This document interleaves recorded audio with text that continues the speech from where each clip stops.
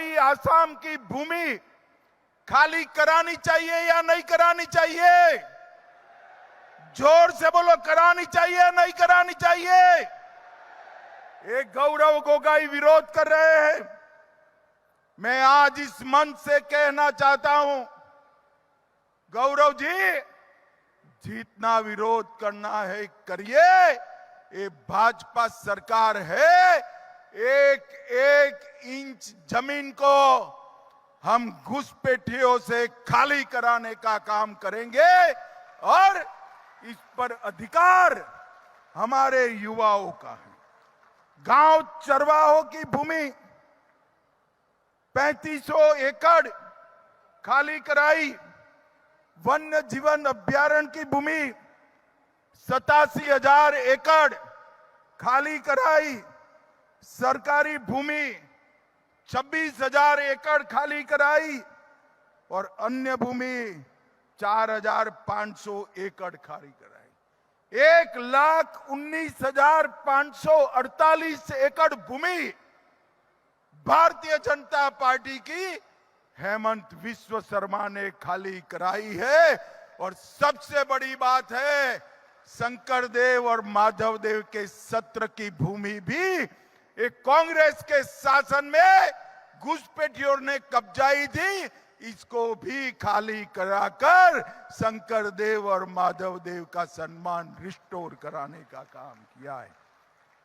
भाइयों बहनों, अरुणोदय कार्यक्रम हम चालू करने जा रहे हैं। अरुणोदय 3 प्रधानमंत्री के जन्मदिन के लिए उस दिन चालू होगा और 382 करोड़ रुपया सीधा गरीब परिवारों के खाते में होगा। भाइयों बहनों, ये सिर्फ आसाम की स्थिति नहीं है।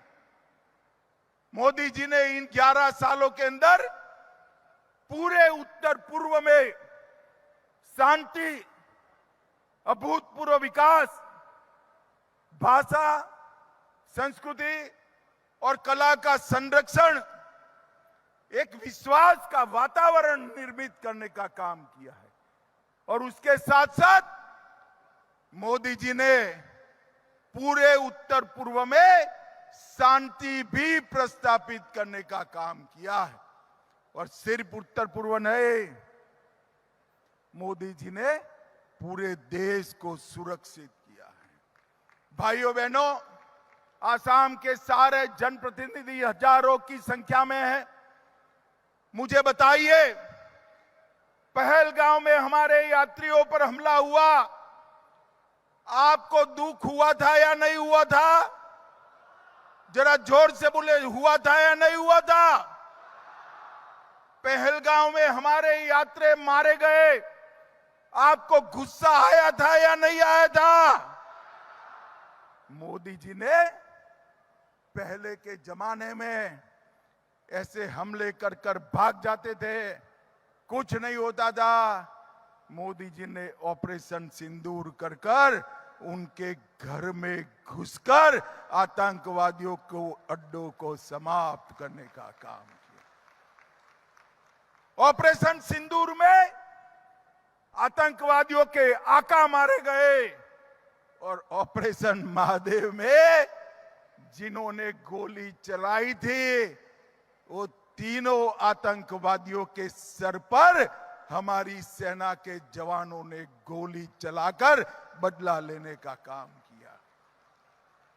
भारत आर्थिक रूप से आगे बढ़ रहा है, हमारे सभी राज्य भी विकास में लगे हैं, इंफ्रास्ट्रक्चर बढ़ रहा है, चौथे नंबर का हम अर्थतंत्र बने हैं, आंतरिक सुरक्षा और बाह्य सुरक्षा भी सुनिश्चित हुई है।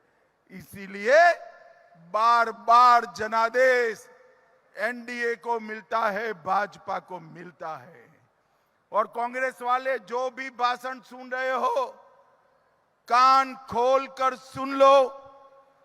अगले विधानसभा चुनाव में तीसरी बार भारतीय जनता पार्टी एनडीए की सरकार बनने वाली है। যিকোনো খবৰৰ বাবে যোগাযোগ কৰক 7099017330 লগতে 7099017110 নম্বৰত।